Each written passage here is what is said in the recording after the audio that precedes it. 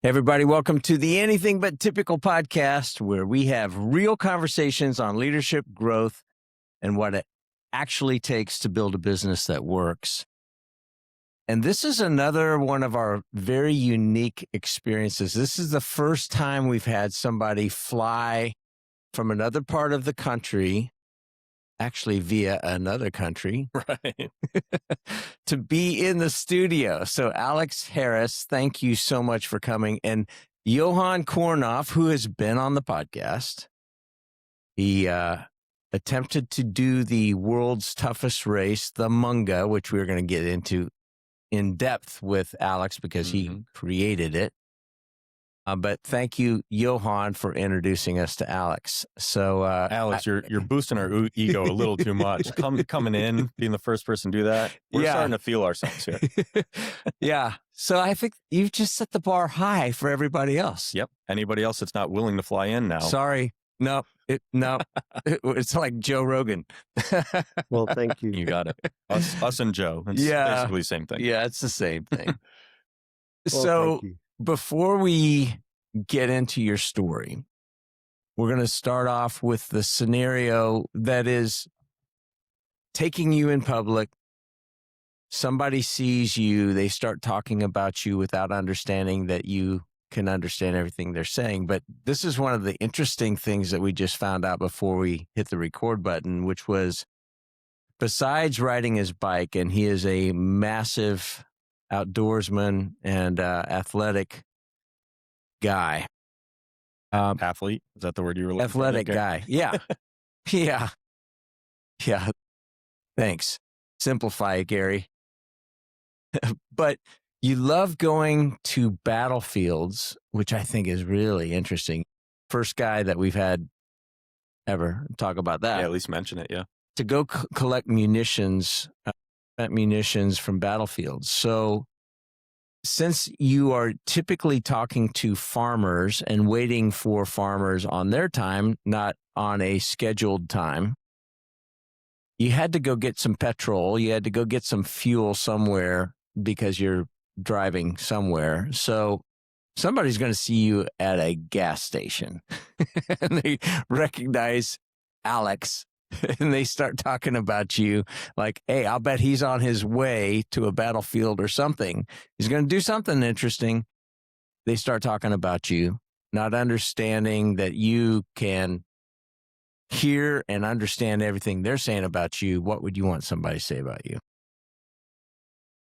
Oh, Lee, what a way to kick this off, eh? Somewhere in the remote desert of the Karoo in South Africa where temperatures are high and almost no one's going to recognize me except my farmers.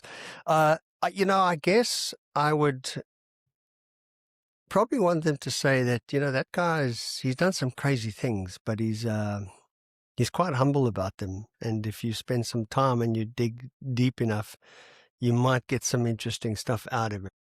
But like all, real gems, you got to dig. Ooh. Ooh. I love that. So, Alex, for the listeners, and this is going to kind of set the tone. When we were talking about how to do the intro and what to say, this is really what resonated the most. Alex was put on this earth by God to shift the way you react the instant you hear the word impossible. And if that doesn't set the tone for what we're going to talk about, I don't know what does. Alex, I want to start. Take us back to when you were first called to exploration. Paint the picture of early in your childhood, what that looked like, and when you realized you had this interest in exploring and finding things. Gosh, I'd have to point to 1977 and Star Wars. I was 6 at the time. And I grew up in Johannesburg. I grew up in a relatively poor suburb that, well, Johannesburg doesn't have mountains for start. It's got a lot of mine dumps, which are these great dumps of sand that were the tailings of the gold mining industry.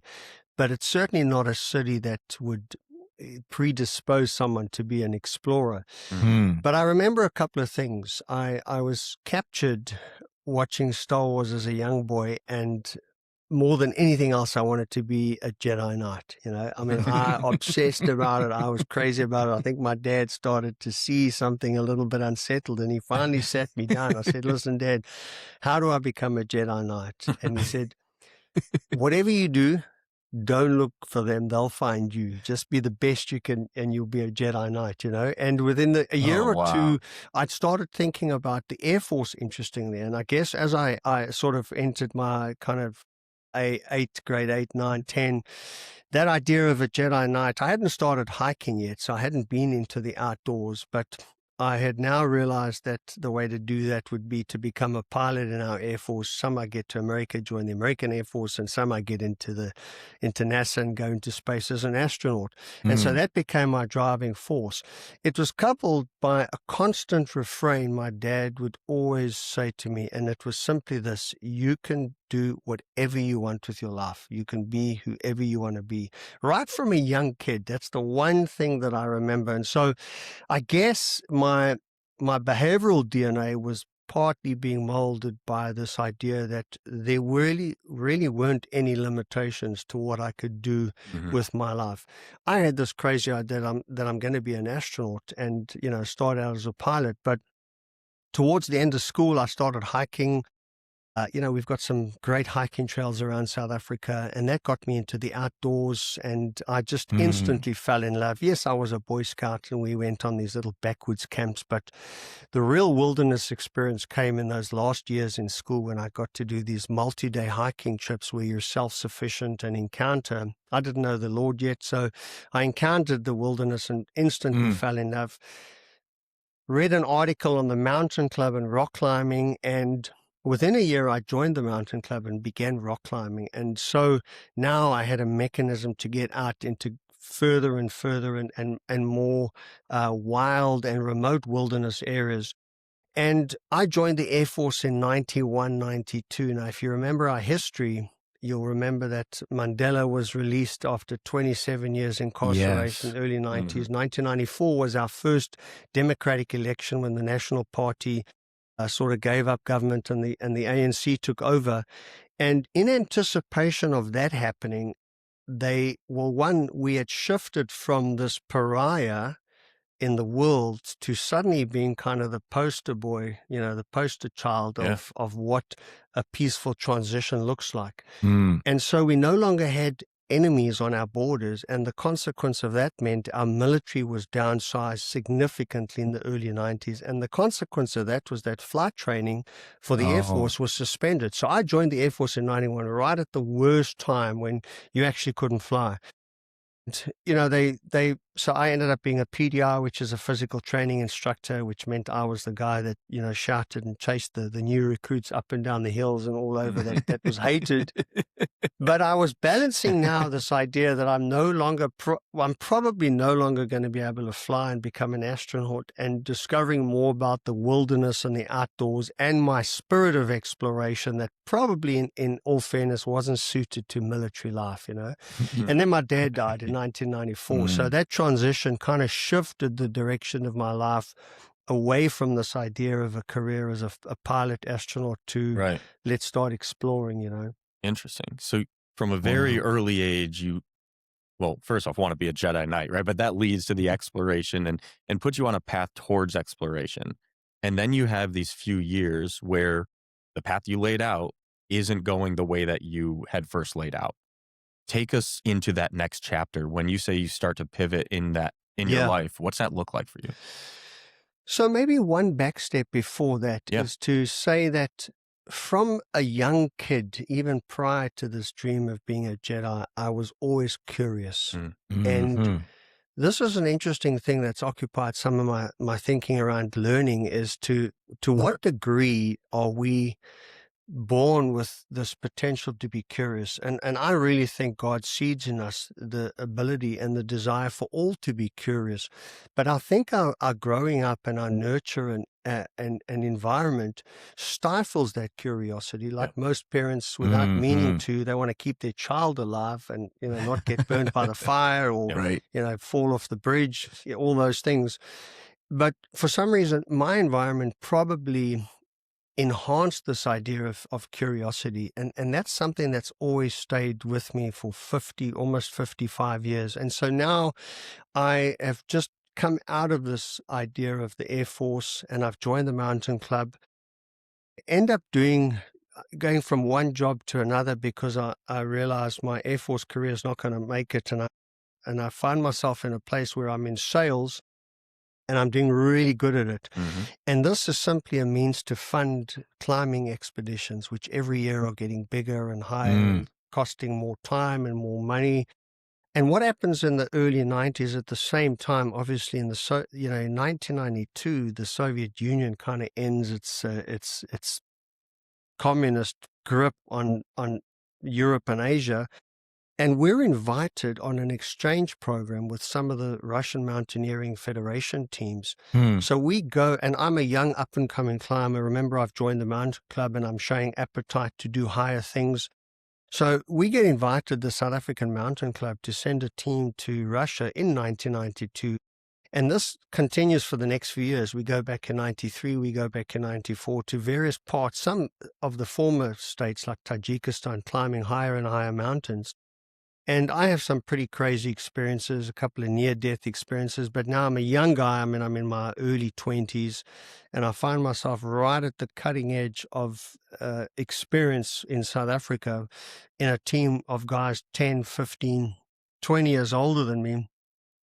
And so that quickly sets me up for my first expedition to Everest, which wasn't a plan, but what happened after those 3 consecutive years, we ended up going in 1994 to climb Peak Lennon, which is a 23,000-foot peak. So we were the first South Africans to climb a 23,000-foot peak. And I had a friend who I had made in the Mountain Club. He was part of a team that was planning to go and try to be the first South Africans to climb Mount Everest in a year or two after that. He couldn't make it. He pulled out. So he put my name forward, and all of a sudden I find myself as part of a team that's heading to Everest. And very quickly the leader pulls out, and I find myself pushed into the position of leading this team. Ready or not. To go to Everest. Ready or not, here I come. And this was your first major expedition, right? Yes. I mean, we had been, so Peak Lennon was about a 2-week expedition, but Okay. we'd never been to 7,000 meters. So yeah, this was the first big At that level anyway, yeah.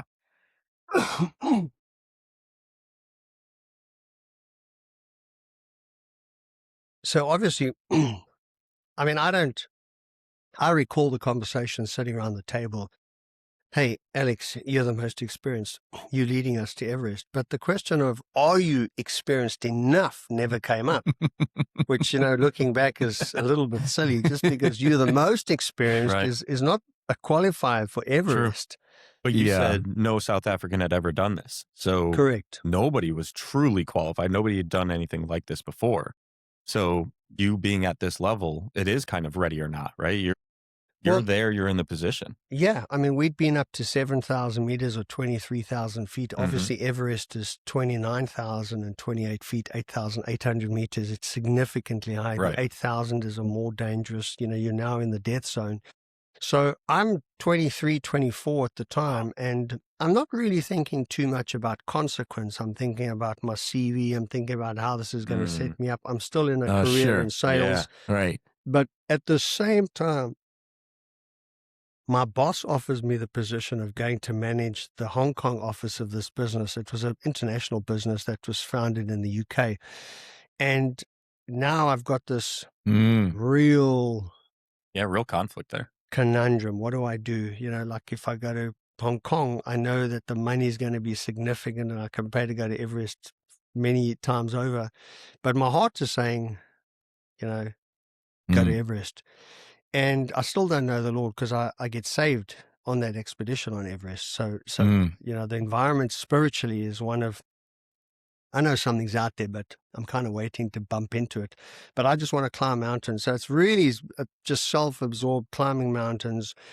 And I take a few days off. This is in January 1996. And I come back a couple of days later and I say to my boss, listen, thank you for the opportunity, but I'm going to go to Everest, because I realize, and just to kind of put that into context, just take a few steps back to around October 1995. So I've just been promoted to leader of this team going, we have a permit. There's two occasions you can climb Everest every year, pre-monsoon, post-monsoon.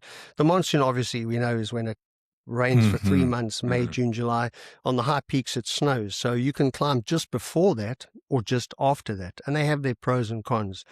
So this team had already organized a permit long before I was involved to go post-monsoon, in other words, August, September 1996.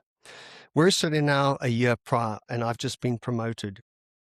And we're right, okay, guys, we're not really experienced enough, but you're going to lead. Fine, I'm going to lead. I'm going to get you guys home alive. We all fired up. And about 2 weeks later, one of the teammates, a friend, phones me up and asks if I've seen the Sunday Times, one of our major newspapers that come out. And there on the front page, the Sunday Times is sponsoring a team, a South African team, to go and be the first South Africans to climb Everest in pre-monsoon next year. So we have a big dilemma. We know, one, they're going to beat us to it. We can't change our permit. We also know that if they're successful, we're going to face significant headwinds trying to raise money to go 3-4 months later. Yep.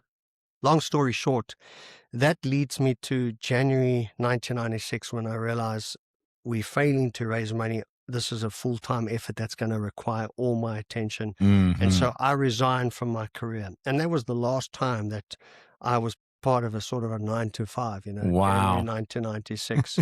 I mean, we joked, all of us, when we get up Everest and we get back, we're going to be rich, famous. It's going to be easy to meet women. We were wrong on all counts. We were broke. We were unemployed. We indebted to sponsor for another 18 months. Girls stayed a million miles from us because they thought we were stark raving mad, Yeah, right. But so that's the environment, kind of January 1996. I've just resigned, and we're not going to be the first South Africans to climb Everest, but we're still going to go a few months later. So did the South Africans, that pre-monsoon team, did they make it? Well, that is a story that has been recorded many, many times in many books. Even John Krakauer, in his famous book Into Thin Air, writes about it because, of course, pre-monsoon 1996 is when that famous storm took place that killed Rob Hall, Scott Fisher, famous guides, that one night. From the movie Everest? Is that what that's based on? I think it is. I think so. There's been so many movies around Everest. Those 2 nights are, without question, the most famous nights in Everest history. And I mean, I think 8 people died that one night. Wow. And the interesting part of that story is the South African team is now making their way up the mountain, but a bunch of things are happening. And the leader of the team was a British guy who lived in South Africa. And it was becoming apparent that he was, he had a really autocratic style of leadership. He wasn't getting on with the sponsor.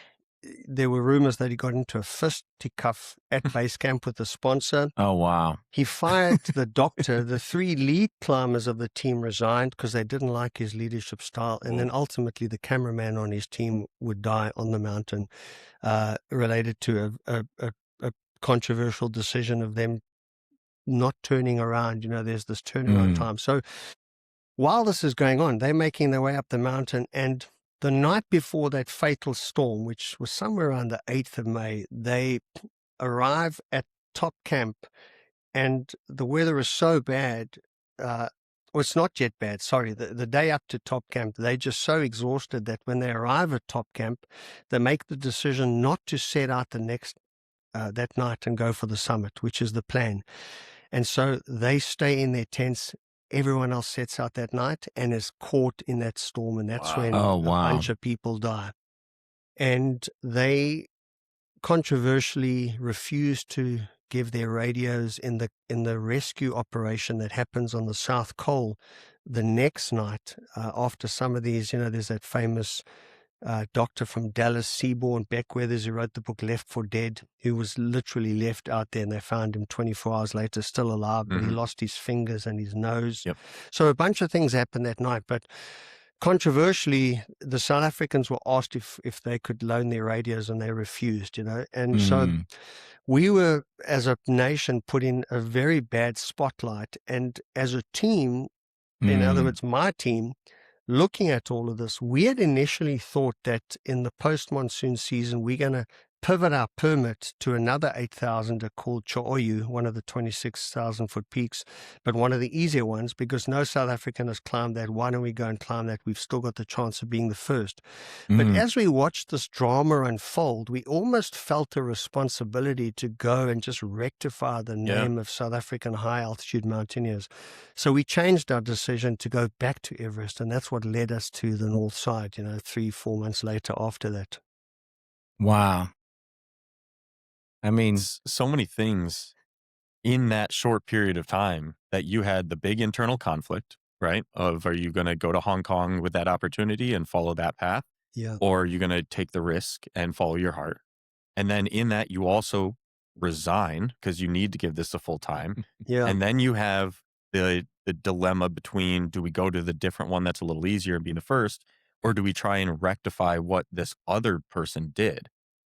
Talk to me through your mentality for that, because there's so much internal turmoil there. I'm really curious what the thought process was, the decision-making process, whatever you could share. So it was a really interesting time because we, from the outset, so back to sort of October, November 95, we've now seen the headlines. We realized that there's another player, and I knew a couple of the climbers because obviously I was with the mountain club, but I just wasn't in that circle of people. So it had just completely, none of that information had come close to me. But we even met with the leader, and we proposed our team being a backup team, not anticipating in our wildest dreams that the 3 lead climbers would resign and walk off the mountain. But we just looked for some way to join our efforts. We spoke about maybe doing an ascent from the north anyway and meeting them, but there was never any opportunity for us to be involved. So it was a one-track agenda with that Sunday Times expedition. And so, for us, we 5 guys, and then a guy approached us who wanted to be a cameraman and film the expedition, who had very little, almost no climbing experience.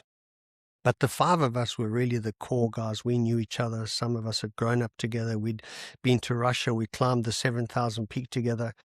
And it was a really easy decision to shift back to Everest. At that point we had no funds, but we just felt like there was so much negative talk around South Africa. I mean, still today, when I'm on a mountain and I meet someone and 96 comes up and they find out that I was on Everest in 96, the first question they ask is, were you part of that team? And I'm like, wow. No, I wasn't. I mean, it's because it's been written by so many people, so many books came out of that experience. It's such a high profile event that we just felt early on, almost just prophetically, that this would leave a long-lasting dent in our name, and we need to just go and try and do things a bit differently.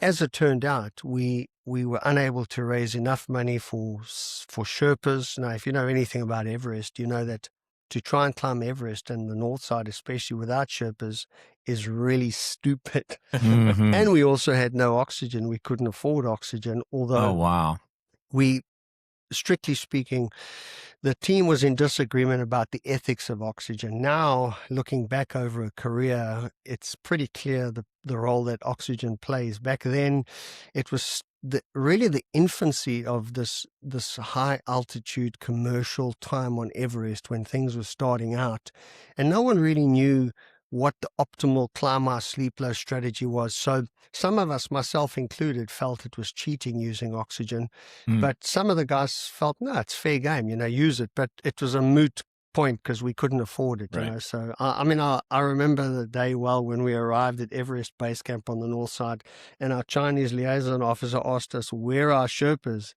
And we were like, we don't have any. He wouldn't believe us for about an hour. And no, he kept looking for another truck that was going to roll in with our Sherpas.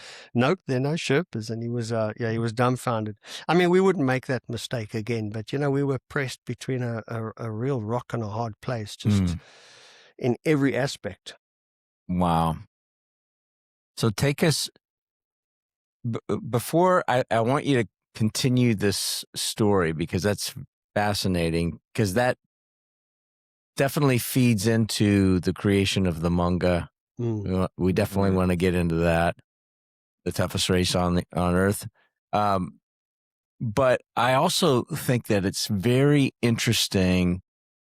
You've been an entrepreneur now for 30 years, and kind of a reluctant one, you know, but what appears to me in listening to that story is there was something that was a higher purpose than you just making money.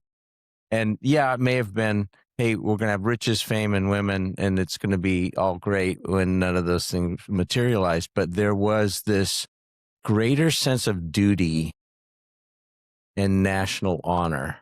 It seems like that was a very important part of that story. And I just think for anybody listening, for anybody that's done anything, whether they've started a company, whether they've done something impossible, which we definitely want to get into that further, unless there is a greater purpose beyond yourself, I think it's very hard to accomplish anything really of significance. Yeah, you can hit milestones and whatever, but the people that we've had on this program over the last 6+ years, that's another common theme. The curiosity is a big one. You know, willing to take risk, but typically the risk is because they're being compelled by something greater. And even the reluctant entrepreneurs that I think that we've interviewed here. Yeah, it's almost constantly being pulled towards something, not running away from something. Correct. Yeah. So yeah, let's keep this going before we get into that next part. Take us up the mountain, because you learned a lot about yourself on that expedition. So take us up that mountain. Well, so now we arrive. We're on Everest, the north side. So, you know, Everest is on the border of Nepal and Tibet, which is an autonomous province in China. So it's ostensibly Nepal and China you're dealing with. So we've gone to the north side, which is the more difficult side of Everest. We're there in the post-monsoon season, which is the harder season, because temperatures are getting progressively colder and windier as you're getting higher and higher up the mountain. We have delays in our permit. We're stuck in Kathmandu for about 2 weeks, even though we're on the north side. We have to come from Kathmandu in Nepal and cross over the Himalayas. And that journey takes about 2.5 weeks to get the permit sorted out. So we arrived later in the season than we really had hoped. And those things were just out of our hand. You know, the politically, the climate with South Africa and China was still complicated in the 90s. And so we arrive, and now we're looking up at the highest mountain on earth that stands unmistakably as the highest mountain on earth. I mean, you can't stand there and wonder for a moment where you are. You just open your eyes, you know.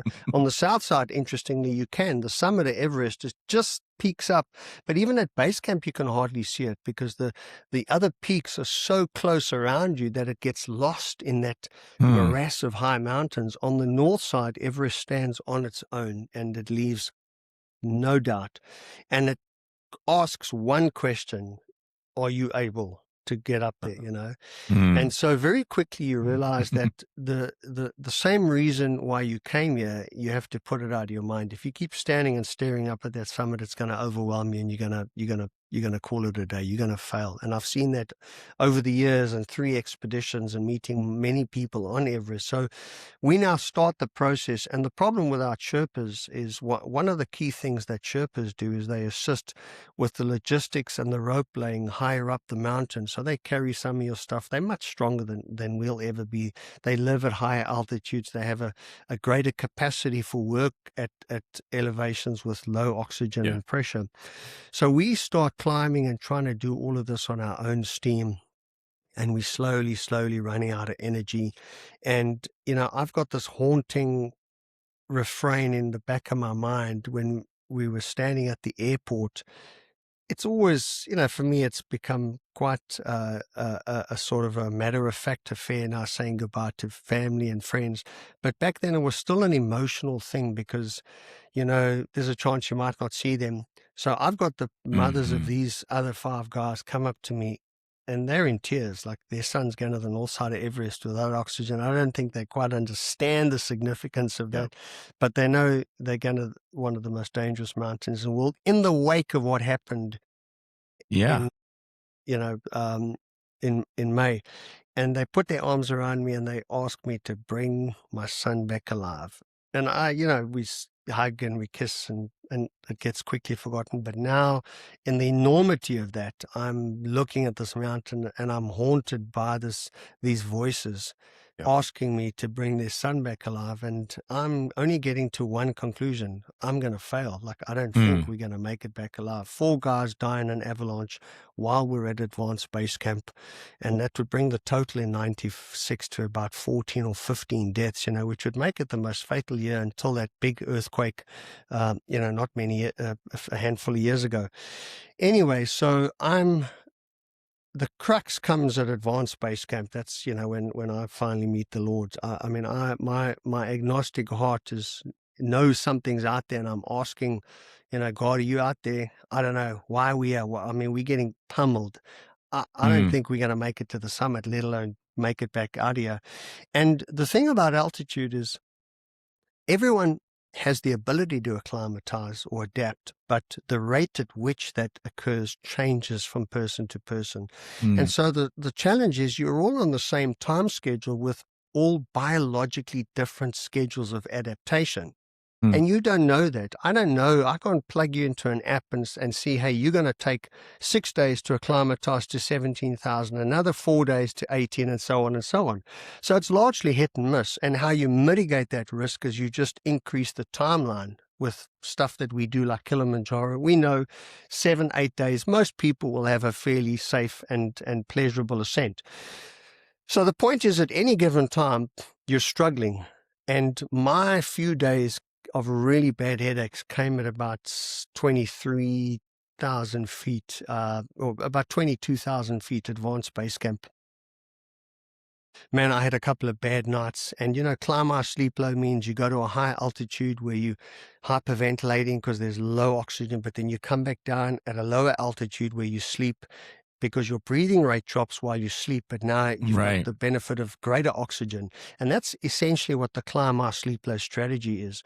So I'm battling at advanced base camp. I've just got this weight on my shoulders of these guys.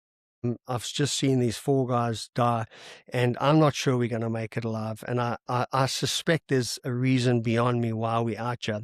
And I say a simple prayer that night. I got on my knees and I said, okay, God, I'm giving you my life. I don't know if I'm here. I don't know if you're here. I don't know why I'm here. But if you brought me here for a reason other than this mountain, I need to know something. Give me something. I'm putting my faith in you, but give me anything. And in that moment, I heard a voice behind me. And it was so audible, I thought one of the guys had snuck into my tent, and the Lord said, fear not, you're going to get home alive. It's the only time I've audibly heard the Lord in my 30 years of walking as a Christian. And in that instant, this weight vanished off my shoulders, and I wept through that night. And that's in the next 2-3 days, there was one other Christian on the team who could articulate what I experienced, that, okay, you've met God, and this is the process. So, and then what happened was him and I started praying for the wind to stop, because now the wind was pumping like mad. And we thought, okay, well, now God's on my side, he's on your side, he's on our side. He's parted the Red Sea, he's done a whole bunch of stuff. He can make the wind stop. The wind blew harder. And after 53 days or 52 days, the wind blew us off the mountain. So we eventually called it a day. I mean, I made a decision, one of the rules was no one climbs above North Col Camp on the ridge up to the face on their own. And on our final summit bid, I was feeling really strong that day. And we started out more or less together, but you climb at your own rate. And 3-4 hours into that, I stopped to just have a bit of a breather. The wind was howling, and I sit down and I'm looking down the North Ridge back to our camp, and I see the shapes of the other guys. And then it occurs to me in the most disheartening way that I can describe that they're getting smaller. They're not getting bigger. And I realize they've turned around and they're heading back down. And now I'm left with this decision. Do I break this rule and push on, or do I stick to the rule and turn around, And so it was a pretty easy decision because, again, that haunting, my responsibility to keep a relatively inexperienced team achieving their main objective of getting home alive after what would become a really terrible year in Everest history. So I turn around and I make my way back down, and I get back to the North Col at 23,000 feet, and we pack up and we make our way back to advanced base camp and finally back to base camp, and we call it off, and we eventually head home. No, no fame, no wealth, no girls, but the Lord, and that's the only thing that counts. So, all right. You going back to nothing's impossible. You are going to make history for your country, for yourself and for your country and whatever. That doesn't happen. You have no money. You leave a great job. What in the world are you doing? Right. And I want to know, all right, what was that like? And then what spurred you on to do this more than once again? So in the wake, there's always euphoria when you come back, you see your loved ones, people celebrate that you're still alive. Your mom is like, I got my son back. And once the euphoria settles, the enormity of certain facts, like we still had debts to our sponsors. And some of us had sold some of our shares that we had, what we get unemployment fund in the US. We'd tapped into that. So we really now, we had nothing, but we had credibility because we'd survived the most fatal year in Everest's history.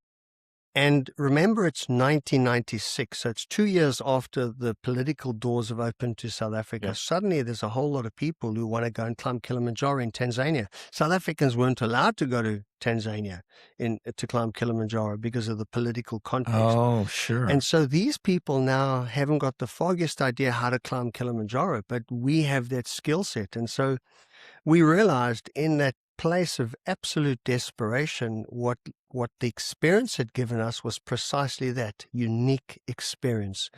So we started out simply putting together a couple of climbing tours to Kilimanjaro, Mount Kenya, Aconcagua, the highest in South America. 96 was the first time I started speaking on a stage. People wanted to hear about Everest. I remember Aegis Insurance, a friend of mine, he paid me 750 Rand, which I think is about $30,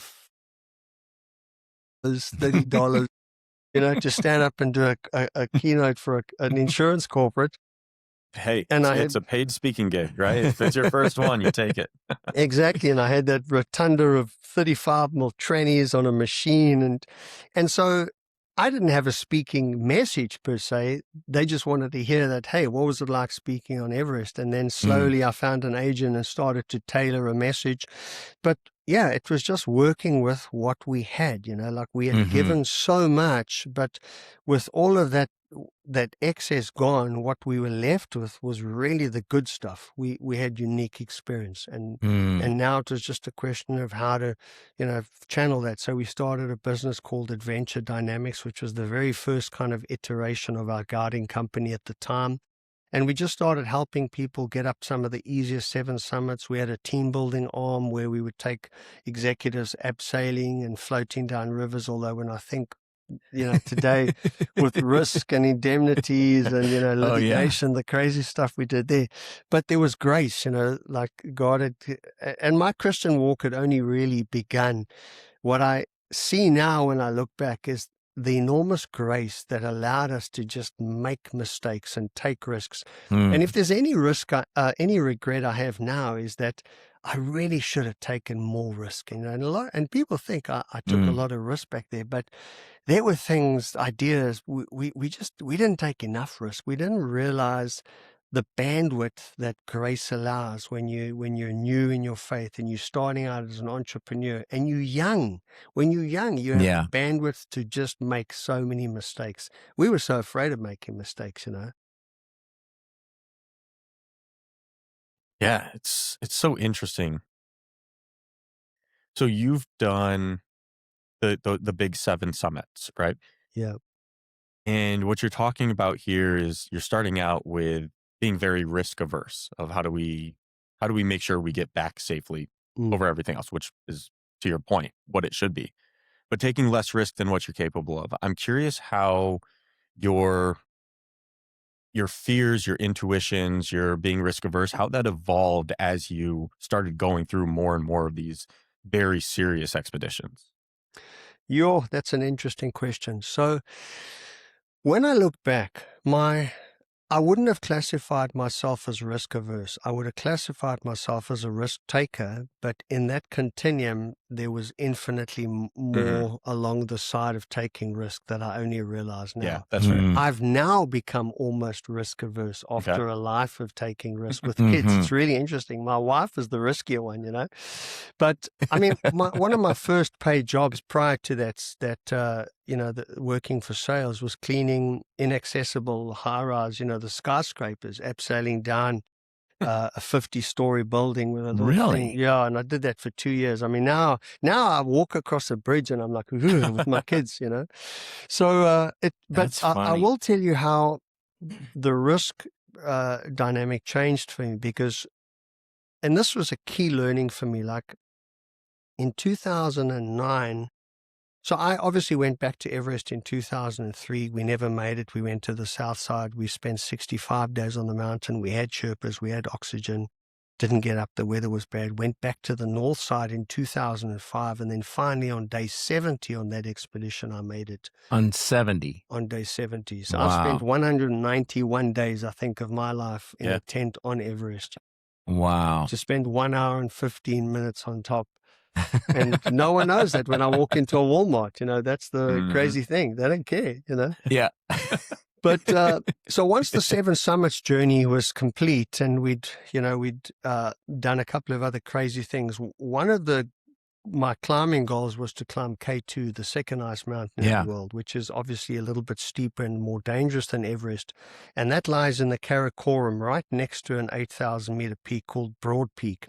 That had never been climbed by South Africans. So I led a small team in 2009 to try and be the first South Africans to climb Broad Peak, but with an ulterior motive of looking across for 6 weeks at K2 and watching the avalanche and the rockfall and trying to get a sense of where would be a safe line to come back the following year. 2009, my first child was born, Leia, and she was about 6 months old. We were only 4 in the team, but by the time we got to base camp, you have to hike for 90, I think it's 60 miles up the Baltoro Glacier. You're in an intimidating part of the world. You've got these towering peaks. So we get to base camp and 2 of the team are like, I'm out of here. This is too much for me. And then about 3 weeks in, the other guy, a good friend of mine, said, I can't, this is not for me. I don't want to do any more of this. And I couldn't hold him back. So he's now gone. So I'm left by myself on an 8,000-meter peak, and I team up with a Polish guy. 2009 was also when the Taliban was starting to push into parts of Pakistan. So the increased risk of that had meant some of the big commercial expeditions to Broad Peak cancelled their plans. The consequence of that was that there would be no fixed ropes because smaller teams like us we don't have the infrastructure to fix thousands of meters of rope. So what happens is you pay a small fee to the big team, you contribute in kind, you give them rope, Sure. and then you have access to those ropes. But no, those ropes aren't in place. And so our high altitude porter wouldn't climb on the mountain until any rope was in place. And that took about 4 weeks to do that. So for the first 3-4 weeks, we were climbing unroped, simul climbing, not really technical, but you're on an 8,000 meter peak with heavy packs. Long story short, about 6 weeks in, I've teamed up with this Polish guy and we start our summit bid and we get up to top camp. And as we're getting to top camp, so that night we'll set out for the summit. I just felt the Lord say to me, you need to check your risk and where the direction of your life is going, because right now you're going to make a decision that's going to affect a few things. The nuts and bolts of it were that my risk profile was shifting. My heart and desire and my wife's was to start a family. And I knew that I couldn't continue doing 8,000 meter peaks. I'd also spent 7 weeks on Chi'oyu. We finally got back to Chi'oyu, that 8,000, but we never made the summit. So the return on investment for 8,000 meter peaks is not great for the time. And so I just felt in my heart that this was not just the end of this expedition, but the end of the season of my life of climbing big peaks. And I said to my Polish, teammate, listen, I'm not going to set out in the morning. I don't feel right. And I knew it was one of those. I've learned to identify key moments, when the Lord speaks to you and says, listen, you may not get through this if you push this. So pay attention. So I called it off and I got back home. But here's the interesting part. I really questioned and was concerned, how would I stop climbing high mountains, because I had so much love and passion and energy for it. How would I channel that? Right. But the Lord works in a strange way. The energy gets channeled after the principal decision. We tend to think when we follow and make a decision based on where our energy is going, it tends to be confirmed. But it's not always like it. And so only after I made that decision, I'm going to stop climbing big mountains. I said no to going to K2. Friends of mine would go on and become the first South Africans to climb K2. Only once I had made that decision did the desire diminish and a passion for other things grow out of that, and the caution is that sometimes we can delay making those principled decisions because we think we still have a strong desire and we're waiting for the desire to diminish.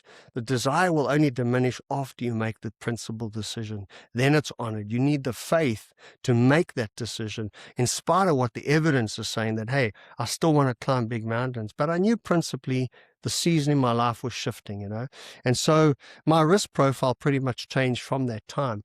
And interestingly, I'm really cautious with our kids now, because I've just seen crazy things, and it's my wife now. She's pushing our kids to do crazy things, and I'm like, oh my God. You said one of the most important things about your childhood was being able to go do risky things and explore. And I weigh that up. I'm really conscious of that conundrum and that dynamic, that my nature's been changed slightly. In the physical I'm talking about. Obviously, I take a risk. I'm still passionate about new ideas, and failure for me is irrelevant in business stuff. But in the wilderness and the physical world, I've become really conscious of the risk. Because also when you guide people up mountains for 30 years, you're permanently looking at them, looking at the weather, looking at the terrain, and trying to gauge when the situation's going to run out of control and preempt anything. And it's now almost, it's impossible to break free of that. But I am conscious of applying that with my kids when we're out in nature, and, trying to balance, let them go into the woods, but make sure they don't, poke each other with a stick or something, It's interesting. Yeah. So it's interesting to me too, whether you're an entrepreneur or not, I think we can easily make what we do our identity. Yeah, you're right. And I've seen this when entrepreneurs sell, and then they had been building, climbing, and then there are no more peaks to climb, or they don't know. And then if they don't identify something next that lights them up, I see them tail off pretty quickly. Right. There's an identity crisis. Correct. Right? Your identity is this business. You sell the business. Now what? Who are you? Exactly. Yeah. Yep. And that's why there's a lot of times a major health event in entrepreneurs' lives within a year or two of selling. Same thing for the average person retiring. Within 3 years, there's a very high chance of a major health incident. So yeah, it makes sense that there's that identity crisis. Yeah. So as I just love the humility of not, you have a brass ring first. We can be the first South Africans to scale Everest. That didn't happen.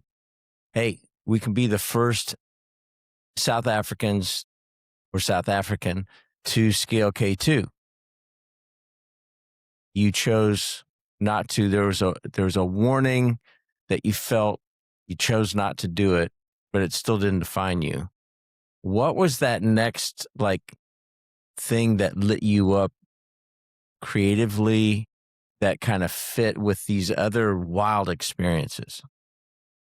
So in that season, it was a really tough season, when you feel like you're giving up the thing you've only ever known, and you're trusting. And so I remember a season where my kind of prayer time and my quiet time and the intent and posture of my heart was very specific and very simple. And it was, Lord, I want to grow a family, and that means I need to shift the way I do business. The high peaks, can't do it anymore. So bring an idea into my life. That was literally my prayer prior to the Munga. And that's how the Munga idea came about. It didn't come right then. What happened was a passion for ultra endurance riding was born. Now, I'd always raced, I'd always been on my mountain bike. We'd raced competitively, adventure racing, and we were competitive for about 3 years, around sort of 2000, 2001, 2002. But that's a really tricky format because you've got 4 people, one of the opposite sex, and typically you've got 1 woman and 3 guys. But Kirsty in our team, she got married and fell pregnant. We lost the woman. And so it's very difficult to be competitive as an AR team for more than 2-3 years. But I'd always loved cycling. And so towards the end of kind of the 2000 period, 2009, after that, I started spending more and more time on my bike. And 2010 was the first time I did an ultra endurance race. It's about 1,500 miles in South Africa, called the Freedom Challenge. And I fell in love with it. And I would do it again in 2011 and 12. I've since done it. I've finished it 5 times, but I've tried it, a bunch of times. But that race, you're not allowed any electronic navigation. And so as I was discovering my real passion for ultra endurance and a real skill set and gift almost, I began to see that the impact that I was having over a 2-week period, and then I went and raced the Tour Divide, by the way, which is the granddaddy. That's from Banff in Canada all the way down the Rocky Mountains to the Mexican border, 2,800 miles, okay? Wow. And after I had done those, I really was profoundly shaken, and one of my great scriptures that we use in our events is Romans 1:20 that talks about, since the beginning of time, God's invisible and divine qualities have been visible to all throughout the natural world, so none are with excuse. And I saw that out there, and I wondered, is there a way that I could show that to people in a smaller format? Because no one's got 3 weeks to go and race the Tour Divide, or 2 weeks to go and do the Freedom Challenge. And out of that, the Munga format was born. Out of that season of me realizing I love being on my bike, and I can be on my bike for 18 hours a day for 10, 15 days at a time, and that's unusual. That is unusual. Right. And when you do that, God presses on you the wonder and majesty of the natural world and its sacredness. How could we put that into a format that's maybe 5 days or 6 days? And that's how the Munga format specifically was born, kind of out of that kind of melting pot, So for the listener and viewer, Talk about what the Munga is, when it is, where it is, how many people typically start versus how many finish. So it's a 700-mile non-stop bicycle race where riders only have 5 days to complete it, 120 hours. It's in what we call the Karoo, which is kind of a semi-desert environment in South Africa. And it happens in the middle of summer, so it's always 110, 115, 120 degrees. There's always a headwind. We set up 5 race villages in small little towns where riders can sleep if they want and eat, and 10 water points or aid stations over those 700 miles where they can pick up snacks. But when the gun goes midday, Wednesday, 12 o'clock, riders have 5 days, Monday, 12 o'clock, to get to the finish line at a wine farm in South Africa. And then it's up to them how fast they want to go, how long. They got to stick to the route. And we typically get, we've got a couple of formats. We've got a team format, and we get about 200 riders that attempt it. The average over the years is sort of around, we try and aim for kind of 75% finishing rate. Remember, we call it the toughest race on earth because, and I've spent a lot of time thinking about this idea of toughness. Are there more extreme races than the Munga? Yes. But extreme is not a fair representative of the human race, of the bell curve. Toughness is something God has given each of us the ability to endure, to persevere, to grit, to run the race, to dig deep, to have mental resilience. And so there aren't many opportunities where we get to discover our toughness and how to be compelled to move on. And that's what's specific about the Munga format. If it was extreme and 5 people finished it, that's not a true reflection of, hey, you know what? You're made in the image of God. You have the ability to do far more than you ever thought you possibly could. So the format is quite strategic. But let me tell you, for most of the people who do the Munga, it will be the hardest thing they ever do in their life, because of the road conditions are terrible and the wind is terrible and the temperature is terrible, and but that's the idea of how the Munga came about. And we've had a couple of tough guys from America come out and try their, and they got a hiding, but we still welcome any more to come out. So before we went into the recording, you talked about a ranger, a specific ranger. Give a little bit of that story. Well, Jeff Strucker, he is not just any ranger. He's one of the rangers that were part of the Black Hawk Down team. I think he was a chaplain on that team. And he was an Army Ranger as a career. He's now a pastor of a church in, I think it's called Ohio, about an hour and a half just south of Atlanta, and near a big Army base there. And obviously, Jeff has won the Ranger competition a handful of times. So, he's right up there with really tough guys. And he was attracted by our tagline, the toughest race on earth. And he came out and, man, he got beat up by the wind and the roads. And he gave it a good tonk. He got something called Schirmer's neck, which is where the muscles on your neck are no longer able to contract to hold your head up and your head just collapses. Really? And riders cable tie their helmet to their backpack. They build all kinds of things. But he got it at about 800 kilometers, about 3/4 of the way in. And wow. He wouldn't give up. He carried on for another day. The problem with Schirmer's is that it then constricts and you get respiratory suppression. And eventually my medics had to pull him off. So he put a great documentary. But yeah, I mean, it's even tough guys, they can encounter sometimes elements that are just beyond what they've specifically prepared for, because you don't get that mix of elements, quite certainly not in the Atlanta area, where Jeff was training. But he gave it a good tonk. I want to hear more about your creation of this, right? Because you're looking for the next thing. You're realizing these really long races, people may want or need that ability to really test themselves, figure out their toughness and grit and things like that. But they can't take 3 weeks off of work. Yeah. And so you create this, but take us through what that looked like of your design and how you went about it and things like that. So the original iteration was called the Iron Munga, spelt Monger. And of course, that's an English term that speaks about the forge and the shaping of metal and the furnace. Ironmongery was an old skill. And the reason it was called that was because the location was somewhere else in the Cape, the Northern Cape, which is a province in South Africa. There is one of the largest open cast iron ore mines in the world called Sishen. And it has a railway line that runs about 1,000 kilometers to Saldanha Bay on the sea. And on that railway line are the world's longest trains, about 3.7 kilometers long a train. They carry iron ore. Next to that railway line is a road. And the original iteration was to race along that access road.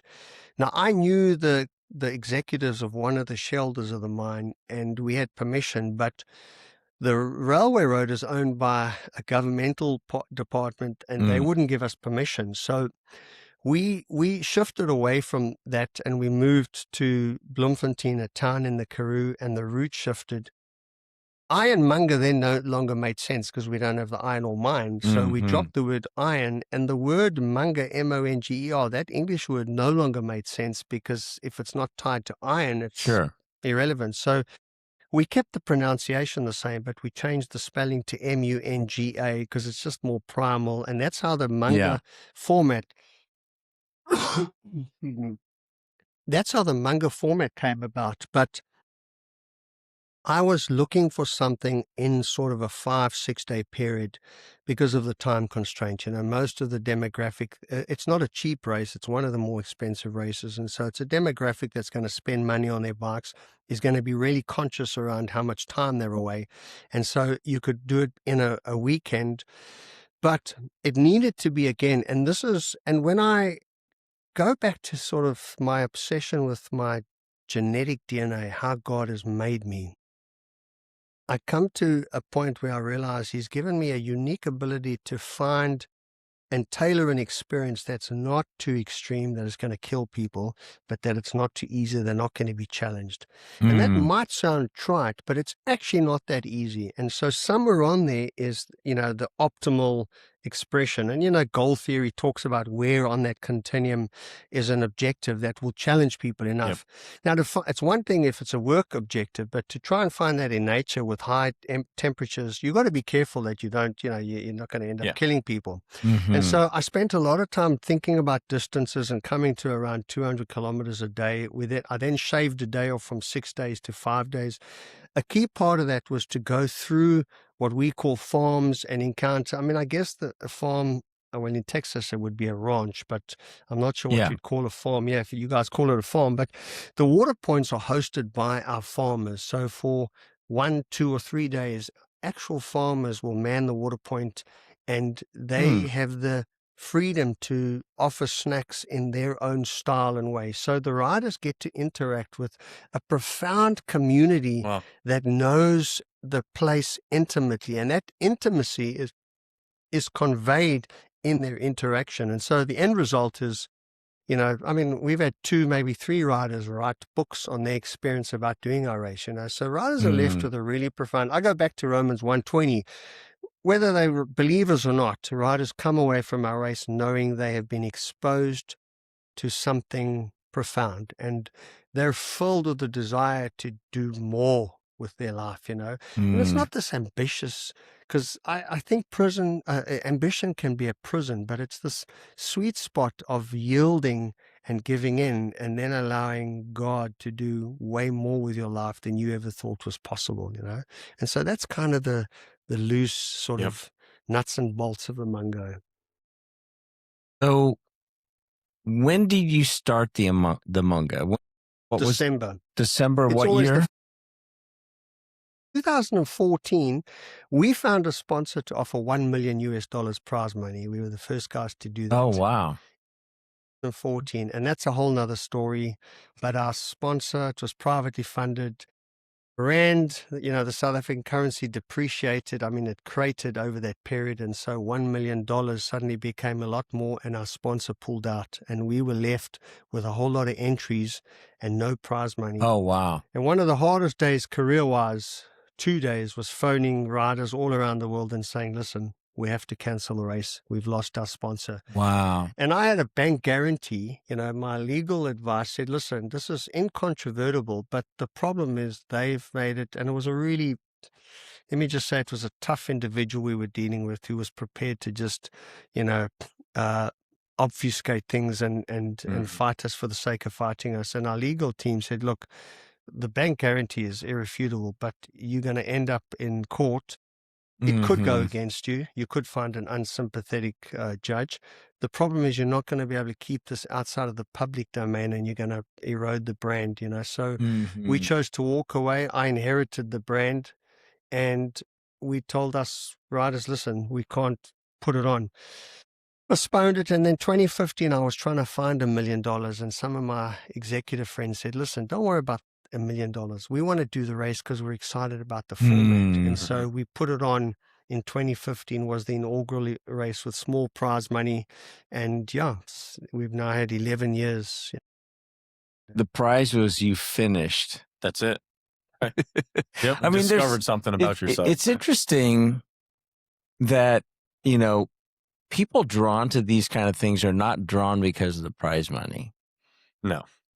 Yeah. But you didn't know that probably as you were thinking. But no.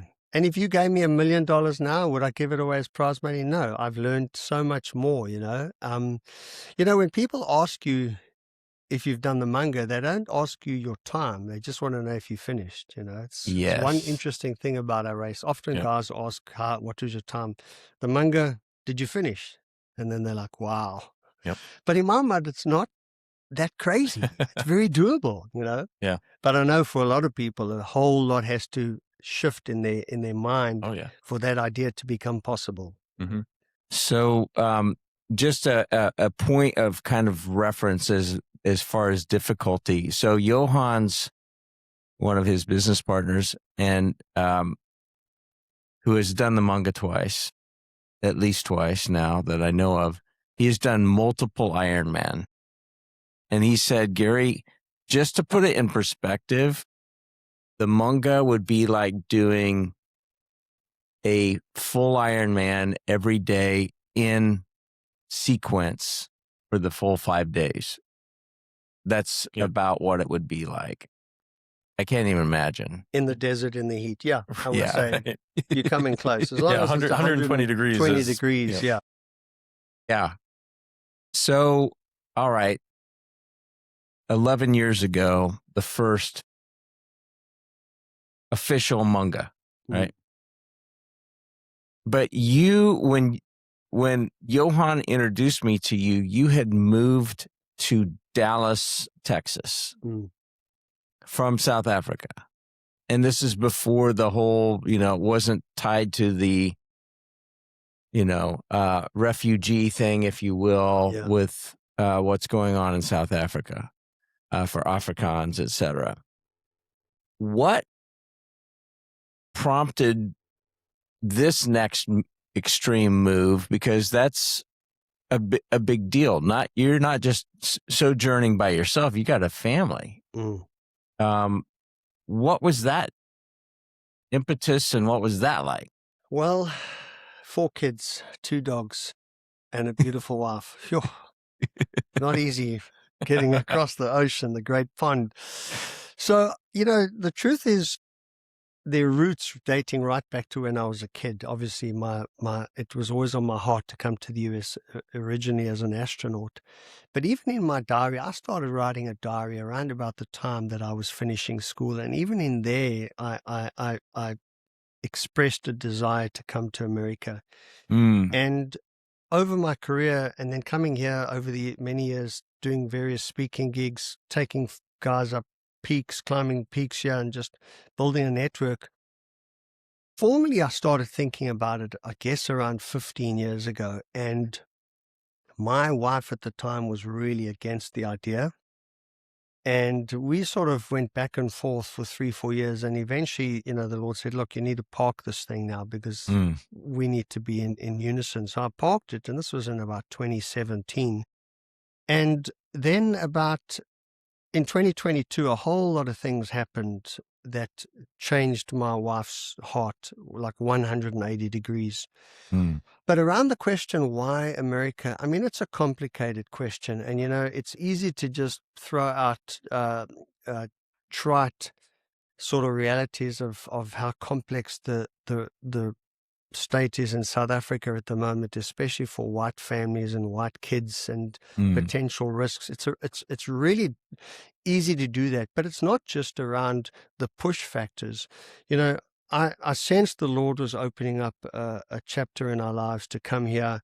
And I felt as we began this journey, when we committed to start the immigration process, I really felt the Lord saying, be clear around what your family culture is, because there's a mandate on your family to come here and affect culture here, family culture. So we spent a great deal of time just thinking about what is our family culture. We pray, we're generous, we're compassionate, we're kind. So just things that we literally wrote down. This is what we hold dear as a family of 6, Yep. If we're going to affect the culture, what does that look like? What is our unique story? But I also felt the Lord saying way back in the Munga days that maybe there was an opportunity for the brand, the Munga. I'm not so sure now about that. I'm in a sort of a holding pattern regarding the Munga here, because it's just such a difficult thing to get going, but regardless of whether it's the Munga, the expression of me as a brand, the tours, we still do a couple of tours, so I said I gave up the high mountains, but we do some smaller peaks like Kilimanjaro or Orizaba in Mexico. We do a couple of things in the US. We do some cycling tours. We do a whiskey tour on the islands of Scotland where you cycle from distillery to distillery. Oh, cool. My favorite tour in the whole world. Yeah, I wonder why. Yeah. And then obviously the event side of the business and the speaking side. So there are a few ways my brand, if you want to call it that, kind of manifests. And obviously the US presents a real good market. So there was the pull factor. We felt as a family, for our kids especially, they're really gifted. Our girls model, our boys are models. They do a lot of advertising work and they're sportsmen. So we just felt that the environment here, well, certainly in Texas, but I think any part, in the southern US is just very conservative, just offered a better way of life for our kids. But it was a tough one because we were denied the first time, and now you're left with this question, wow, have we misread what the Lord is doing? And what do we do? We've got one more shot at this. Do we go all in and it's not a cheap exercise, or do we say the Lord's closed the door? And you can justify that scripturally and, from a Christian perspective. Either way, it's so interesting that you can make a good decision and have justification that Sure. the Lord is. And so really what we realized was, well, it's up to us to decide. Do we want to fight for this thing or not? And so we decided, no, we want this thing, for our kids, for this chapter in our lives. We're a family that seeks adventure. There's an explorative spirit in our family. We pushed back. We applied a second time, and they came back looking for more evidence. And then my attorney pushed back hard, and we were finally accepted. And so, and now and it's been tough. It's been 8 months of headwind. So Yeah. and my wife's like, are you sure you heard from the Lord? So because she's very pragmatic, and so it's one thing to have faith, but my wife needs a plan. But I've come to a place where I realized that we agreed as a family we're going to take a risk as a family. And even if we're wrong and we didn't hear from God, we're going to have a great adventure, and we'll figure it out. And the Lord will help us figure it out. So, we are trying to figure it out, Isn't that life, though? I mean, it is an adventure if we choose to look at it that way. Yep. Yeah. The gift that it is, because it is a gift. There's not a guarantee for tomorrow. It is a gift, but it's interesting. Like there's a pattern that I'm hearing, and I saw this actually today when I was going back through the children of Israel in the desert, wandering. And the pattern is this: promise, you're going to go in the promised land. Difficulty and tremendous opposition. And then a fight to break through. It's like it's the pattern. But a lot of times we think, oh well, we got a promise. It's going to be great. Mm. I mean, something that was in your heart to do, Everest. You had failure. Here we go again. Yep. But you, and day 70, 191 days, I think is what you said, on that mountain. Yep. We think, instant microwave society. No, that's not how it works. And any entrepreneur or anybody listening to this that's got that itch, just know it's not a linear path. Right. Yep. It's up and down and all the way around. But even one thing, another kind of correlation is you had made the comment on that first trip. No one's ascending alone, or on one of those trips. No one's ascending alone. And then you see these people getting smaller, like this is not good. You have the choice, am I going to break my own rule or am I going to lead by example? But then you connected in with the Polish guy, right? Awesome. I don't think we were meant to walk alone. And that's part of the adventure. That's part of the adventure, I would not do this podcast alone. Right. But Ben had the idea. I'm like, I'm in. One is we want to call it this, anything but typical. And we want to have people like you that have humility. Everybody has a story, but not everybody has humility. And they're not willing to tell the defeats. They'll say, well, yeah, I ascended Mount Everest, but they didn't talk about the failed 2 times before that. Right. And if they do, it's a quick snippet. Yeah. Let's move on. Just to set up the good part. Right? Yeah. The good part for me is the failure, Right. Yep. I mean, that's the stories.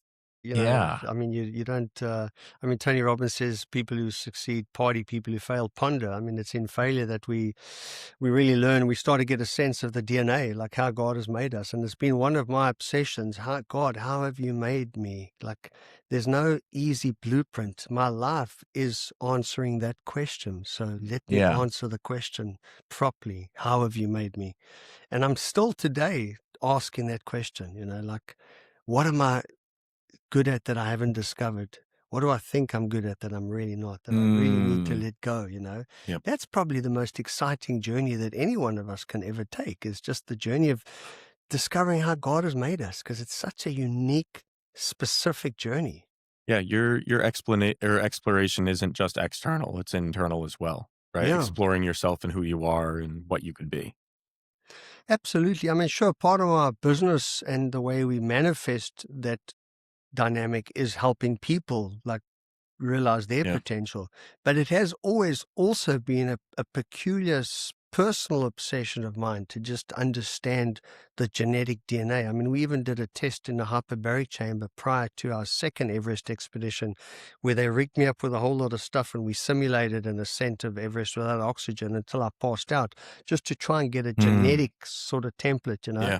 It's fascinating that stuff was decided, before time, but it's now that I get to realize it. And so if my journey is so unique, and it's probably one of the other things that I see in people is just how they are capable of so much more, like I know guys straight away that ask about the Munga. I can tell them, you can.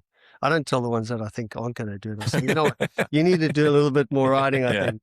But I can tell straight away when someone's got that grit, because it is mental. And the journey of life is a mental one. It's getting up every day and saying, you know what, I believe that God has a plan and I trust He has. And yes, I'm facing a headwind now, but let me take today and just deal with today, because today is enough. There's enough on the plate to figure out today.